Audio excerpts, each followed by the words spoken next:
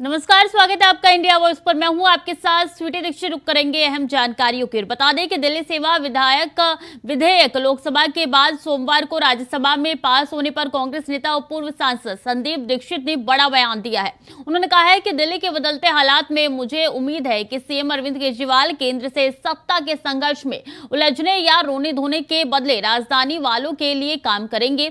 संघीय ढांचे के तहत दिल्ली का जो सियासी खाका तैयार किया गया था उसके अनुरूप राजनीति करेंगे। दिल्ली पर जो बिल आज राज्यसभा में आया है, अभी अभी खबर मिली है कि वो पास हुआ है।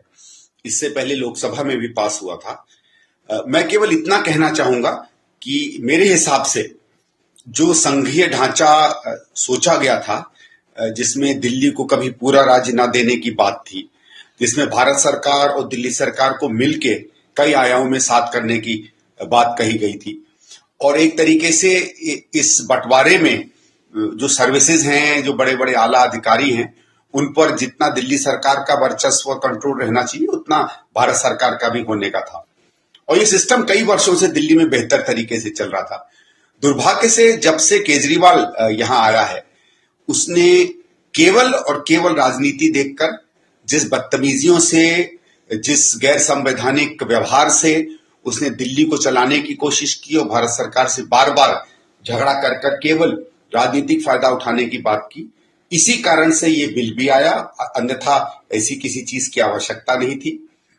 मैं ये नहीं कुछ कहूंगा कि मुझे कोई संतोष है या कोई वो है कि ये बिल पास हुआ या नहीं, पर मुझे लगता है कि जिस स्थिति में लोगों ने हमेशा समझा था कि दिल्ली को एक भारत सरकार और दिल्ली सरकार के बीच में एक साझी सरकार के रूप में चलाया जाएगा, इस बिल के पास होने के बाद शायद वो यथास्थिति बनती है।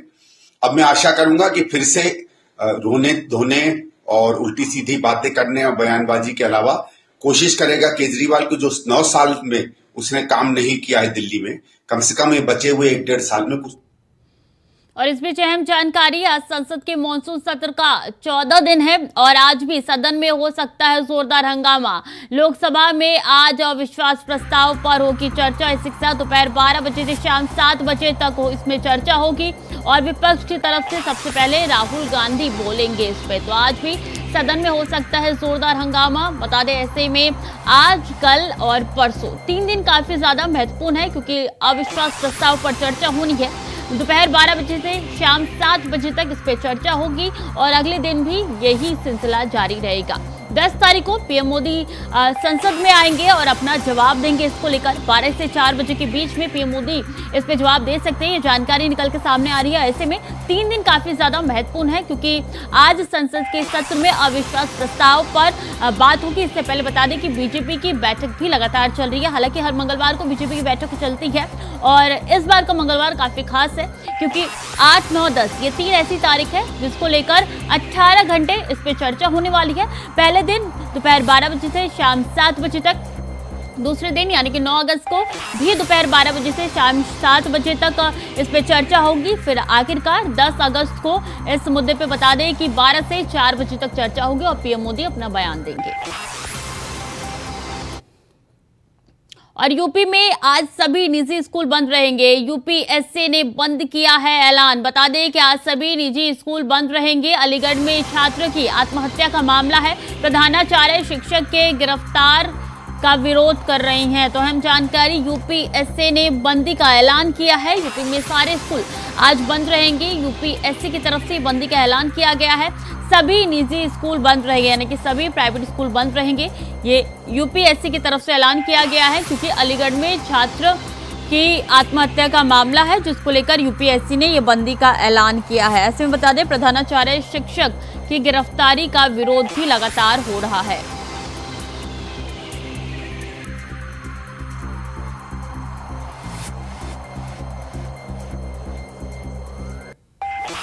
यूपीएससी ने बंदी का ऐलान किया है। यूपी के स्कूल बंद रहेंगे, क्योंकि प्रधानाचार्य और शिक्षक की गिरफ्तारी का विरोध हो रहा है। माहौल को देखते हुए यूपी में स्कूल आज बंद कर दिए गए हैं। बता दें कि छात्र के आत्महत्या से जुड़ा हुआ ये पूरा मामला है। अलीगढ़ में आत्महत्या किया था छात्रों ने, जिसको लेकर अब वहां पे विरोध प्रदर्शन शुरू हो चुका है और प्रधानाचार्य शिक्षक की गिरफ्तारी हुई है। इसके बाद से माहौल काफी ज्यादा गर्माता हुआ नजर आ रहा है। ये फैसला लिया गया है यूपीएससी की तरफ से कि आज यूपी में सभी निजी स्कूल बंद रहेंगे, यानी कि प्राइवेट स्कूल आज यूपी में बंद रहेंगे। और राजस्थान के मुख्यमंत्री अशोक गहलोत ने एक सप्ताह में 2 बार मुख्यमंत्री पद छोड़ने की बात कही है। राजनीतिक विश्लेषक गहलोत के बयान को सोची समझी राजनीति बता रही है। विश्लेषकों का तर्क है कि चुनाव से पहले गहलोत का इस तरीके का बयान देना उनकी मजबूरी है। गहलोत अच्छी तरीके से जानते हैं कि चुनाव के बाद यदि सरकार रिपीट होती है तो एक बार फिर से पायलट कैंप की चुनौती मिलेगी। ऐसे में चुनाव से पहले गहलोत सियासी मैसेज देना चाहते हैं ताकि पब्लिक की सहानुभूति मिल सके। और गहलोत कह चुके हैं कि वो जो कुछ बोलते हैं सोच समझकर बोलते हैं, ऐसे में उनके बयान को सियासी बयान माना जा रहा है। उल्लेखनीय है कि कांग्रेस पार्टी बिना सीएम फेस के चुनाव लड़ रही है। संगठन महामंत्री केसी वेणुगोपाल कह चुके हैं कि कांग्रेस चुनाव में सीएम फेस घोषित नहीं करती है। हार्ट बदल गया, बापू देवी जी ने कहा मेरा हार्ट बदल गया। हार्ट बदलना बहुत बड़ी बात है। आप बार बार मुख्यमंत्री बनो। बापू देवी जी, आपकी भावना को मैं कदर करता हूँ, पर मैं कई बार सोचता हूँ इस मुख्यमंत्री पद को मैं छोड़ दूं, पर मुख्यमंत्री पद मुझे छोड़ नहीं रहा है।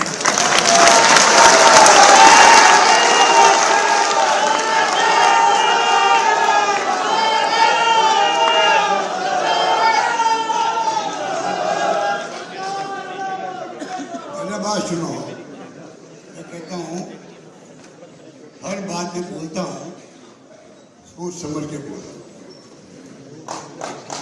ये बात बोली मैंने सोच समझ के बोली थी। मैं कहना चाहूँगा मीडिया वालों को सबको, मैं समझता कि रनिंग के अंदर मैंने कॉमेडी कर दी। सोच समझ के बोलता हूँ हर शब्द में राजनीति में। इस पर क्या बोला था, मन में आता कि भाई छोड़ दे, क्यों आता वो छोड़ेगा, वो तो रहस्य है। मन में आता है छोड़ दे, पर ये पद मुझे नहीं छोड़ रहा है। ये कहने हिम्मत चाहिए आदमी, और हाईकमान फैसला करे वो मुझे मंजूर है। आप सोचिए इतना बड़ा फैसला मैं खुद कर रहा हूँ भाई कि हाईकमान का तो फैसला मेरे मंजूर हो गया होगा, पर ये कहने हिम्मत होनी चाहिए भाई कि मैं पद छोड़ना चाहता हूँ, पद मुझे नहीं छोड़ रहा है। और शिवसेना यूबीटी के नेता आदित्य ठाकरे ने सोमवार को कहा है कि वो इंडिया को विपक्षी गठबंधन के तौर पर नहीं बल्कि अगली सरकार की गठबंधन के तौर पर देखते हैं। ठाकरे ने आगे कहा है कि सुप्रीम कोर्ट ने जिस तरीके से मोदी अपमान केस के उपनाम केस के आपराधिक मानहानि मामले में राहुल गांधी की सजा पर रोक लगाई है और राहुल गांधी ने संसद में जिस तरीके से वापसी की है, पूरा देश उससे खुश है। कई लोग उसका स्वागत कर रहे हैं। बिल्कुल, मुझे लगता है पूरा देश स्वागत कर रहा है, क्योंकि यही बात है कि किसी से भी कोई भी सांसद हो या विधायक हो जो जीत के आते हैं जनता से, उनसे आप उनका हक छीन नहीं सकते। और यही बात हम कहते आए थे, यही बात सुप्रीम कोर्ट ने भी कही है, उनको ये दोहराई है, ये दिलासा दिया है कि कोई इनका हक छीन नहीं सकते, अधिकार छीन नहीं सकते। वायनाड को अपनी आवाज वापस संसद भवन में मिली, लेकिन अगर आप देखें तो जो भी सत्य के साथ लड़ रहा है, सत्य के लिए लड़ रहा है, सत्य के खिलाफ नहीं, सत्य के लिए लड़ रहा है, जनता के लिए लड़ रहा है, उनकी आवाज दबाने की कोशिश हो रही है। वो आज आपने देखा होगा, ये बड़ा दिलासा है। पार्लियामेंट में भी कहीं ना कहीं अपोजिशन की आवाज को मजबूती मिले, क्योंकि नो कॉन्फिडेंस मोशन भी जो है राहुल गांधी। बिल्कुल, लेकिन हम अभी अपोजिशन नहीं, आने वाली सरकार समझते हैं खुद को, और यही बात है, जीतेगा भारत क्योंकि हम इंडिया है। और दिल्ली बिल राज्यसभा में पास होने के बाद मुख्यमंत्री अरविंद केजरीवाल ने प्रधानमंत्री नरेंद्र मोदी और केंद्रीय गृह मंत्री अमित शाह पर सीधा हमला बोला है। उन्होंने कहा है कि सोमवार का दिन भारतीय लोकतंत्र के लिए काला दिन रहा। मोदी सरकार ने राज्यसभा में दिल्ली के लोगों को गुलाम बनाने वाला बिल पास कर दिया। उन्होंने इस बिल को अंग्रेजों की ओर से 1935 में लाए गए गवर्नमेंट ऑफ इंडिया कानून जैसा करार दिया। लिहाजा दिल्ली के लोग अपनी पसंद की सरकार तो चुनेंगे, लेकिन उस सरकार को काम करने की कोई शक्ति नहीं होगी। आज का दिन भारत के इतिहास में एक तरह से भारतीय जनतंत्र के लिए काला दिन साबित हुआ। आज संसद के अंदर दिल्ली के लोगों को गुलाम बनाने वाला बिल पास कर दिया गया। ये बिल दिल्ली के लोगों को बेबस बना देता है, असहाय बनाता है, लाचार बनाता है, गुलाम बनाता है। जब हम आजाद नहीं हुए थे 1935 में, अंग्रेजों ने एक कानून बनाया था। उस कानून का नाम था गवर्नमेंट ऑफ इंडिया एक्ट। उस कानून में अंग्रेजों ने यह लिखा था कि भारत में चुनाव तो होंगे, लेकिन जो सरकार चुनी जाएगी उसको कोई काम करने की पावर नहीं होगी, काम करने की शक्तियां नहीं होंगी। जब हमारा देश आजाद हुआ तो हमने संविधान बनाया और संविधान में हमने लिखा कि चुनाव होंगे, लोग अपनी सरकार चुनेंगे और जो सरकार चुनेंगे उस सरकार को लोगों के लिए काम करने की सारी शक्तियां होंगी। आज आजादी के 75 साल के बाद प्रधानमंत्री मोदी जी ने दिल्ली के लोगों की आजादी छीन ली।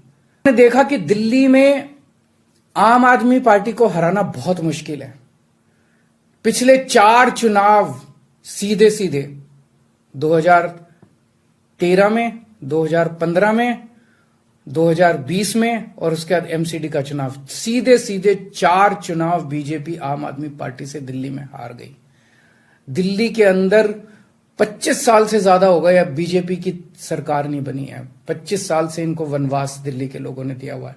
तो इनको इस पूरे संघर्ष के अंदर बहुत सारी पार्टियों ने, बहुत सारे नेताओं ने दिल्ली के लोगों का साथ दिया। उन सब नेताओं को और उन सब पार्टियों को मैं तहे दिल से दिल्ली के 2 करोड़ लोगों की तरफ से शुक्रिया अदा करता हूं। और इस बीच अहम जानकारी, विधानसभा के सत्र का आज दूसरा दिन है। सुबह 11 बजे से शुरू होगी सदन की कार्यवाही। आज सत्र में हंगामा कर सकती है सपा। महंगाई और अन्य मुद्दों पर हो सकता है हंगामा। कल सत्र में सपा ने जोरदार हंगामा किया था और कयास आज भी लगाए जा रहे हैं हंगामे के। ऐसे में मणिपुर चर्चा को लेकर हंगामा एक बार फिर से सपा की तरफ से हो सकता है। तो कल से सत्र की शुरुआत हो चुकी है, यूपी के सत्र की शुरुआत हो चुकी है और इसमें कयास ये लगाए जा रहे हैं कि आज भी कल ही की तरह समाजवादी पार्टी द्वारा हंगामा यहां पे किया जा सकता है। कल भी कई मुद्दे उठाए गए थे, मणिपुर का मुद्दा लाइमलाइट में रहा और ऐसे में मणिपुर के मुद्दे को आज भी उठाया जा सकता है। और बता दें कि आज भी हंगामा होगा सत्र में, कयास लगातार लगाए जा रहे हैं। तो 11 बजे से सत्र की कार्रवाई शुरू होगी और मणिपुर को लेकर लगातार विपक्ष हमलावर है सत्ता पक्ष पे और यही वजह है कि आज विधानसभा के सत्र के दिन भी हंगामा हो सकता है। दूसरा दिन है चूंकि और ये भी हंगामी भरा रहने वाला है, ये कयास लगाए जा रहे हैं। समाजवादी पार्टी ने कल भी हंगामा किया था, आज भी हंगामा हो सकता है। केंद्रीय मंत्री और बीजेपी सांसद अनुराग ठाकुर ने कांग्रेस पर निशाना साधते हुए कहा कि मैं बस यही कहना चाहूंगा कि कांग्रेस का हाथ न्यूज क्लिक के साथ, न्यूज क्लिक के ऊपर चीन का हाथ है। राहुल गांधी को देश से माफी मांगनी चाहिए और बताना चाहिए कि राजीव गांधी फाउंडेशन ने पैसे कैसे लिए, किस तरीके से लिए।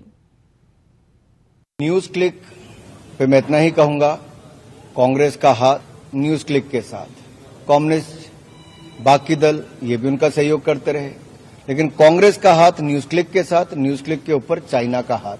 तो किसका हाथ कहां कहां मिला है सबको समझ आता है। और राहुल गांधी जी को आज एक अवसर है देश से माफी मांगने का। राहुल गांधी जी सदन में देश से माफी मांगिए और बताइए कि राजीव गांधी फाउंडेशन में कैसे चाइना वालों से पैसा लिया और कहां कहां इस्तेमाल किया। अब देश से माफी मांगिए कि जो चाइना न्यूज क्लिक को फंड करता है उसको आपने क्यों समर्थन किया और इससे आपको क्या क्या लाभ मिला, देश को आप बताइए सदन के अंदर। राहुल गांधी जी जब आप सदन में आ रहे हैं तो आप देश को बताइए कि ऐसे कौन कौन लोग हैं जिनसे फंडिंग प्राप्त हुई और ऐसी क्या मजबूरी थी कि न्यूज क्लिक के साथ कांग्रेस पार्टी खड़ी नजर आई। अलीगढ़ में एक दिन पहले लापता 8 वर्षीय बालिका की बर्बरता से हत्या कर शव को भूसे में छिपाने का मामला सामने आया है। 8 वर्षीय बालिका कक्षा 2 की छात्रा थी। वो रविवार शाम को गायब हो गई थी। परिजनों ने इसकी सूचना पुलिस को दी थी। देर रात तक पुलिस बालिका की तलाश कर रही, लेकिन वो मिली नहीं। इस मामले में पुलिस ने देर रात गुमशुदगी का मुकदमा दर्ज किया था। बता दें कि घर से करीब 500 मीटर की दूरी पर एक टीन शेड में भूसे के ढेर में बालिका का शव बरामद हो गया। शव को भूसे के ढेर से निकाला गया, उसमें छुपा दिया गया था क्योंकि शव को पुलिस के आला अधिकारियों ने शव को पोस्टमार्टम के लिए भेजा है। पुलिस अब पूरे मामले की जांच में जुटी हुई है। घटना थाना खैर इलाके के शिवाला कला की है।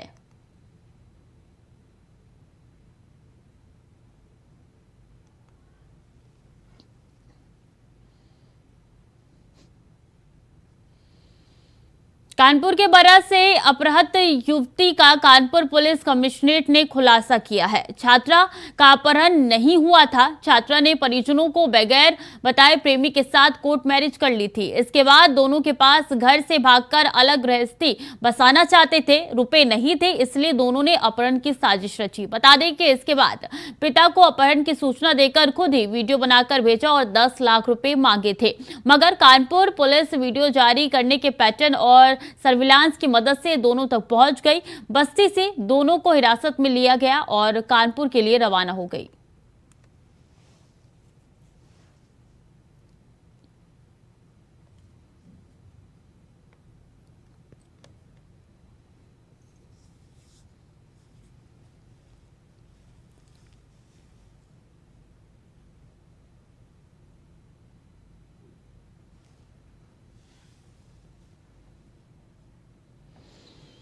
तो फेक अपहरण कांड का खुलासा हुआ है। बता दें कि दोनों प्रेम प्रसंग में भाग गए थे, लेकिन उनके पास पैसे नहीं थे, जिसके कारण युवती ने अपना वीडियो बनाया और अपने पिता को भेजा। उनसे 10 लाख रकम ऐंठने की कोशिश की, लेकिन पुलिस मौके रहते ही पहुंच गई युवती तक। और बता दें कि एक बस्ती से दोनों को पकड़ लिया पुलिस ने। सर्विलांस की सहायता से पुलिस ने दोनों को धर दबोचा और ऐसे में तस्वीरों में वही दोनों युवक और युवती आपको नजर आ रहे हैं, जिन्होंने लव मैरिज के चलते ये पूरी साजिश रची और इसके बाद पुलिस इन तक पहुंच गई।